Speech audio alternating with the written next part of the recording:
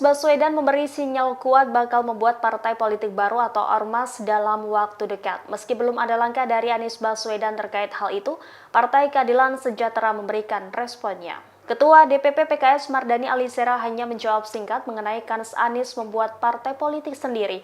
Dia mengaku akan memberikan doa yang terbaik untuk Anies Baswedan. Mardani pun berharap Anies selalu diberikan kemudahan dan berpikir panjang sebelum mengambil keputusan.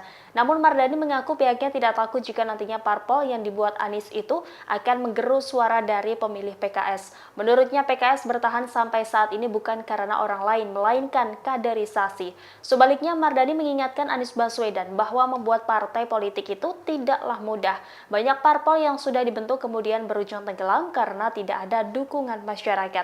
Diberitakan sebelumnya Anies Baswedan mengatakan mendapat banyak usulan untuk membuat partai politik baru usai batal maju dalam pemilihan kepala daerah 2024. Anies menyebut kemungkinan terbentuknya partai baru akan terrealisasi dengan melihat banyaknya semangat untuk memulihkan demokrasi di Indonesia. Download Tribun X sekarang, menghadirkan lokal menjadi Indonesia.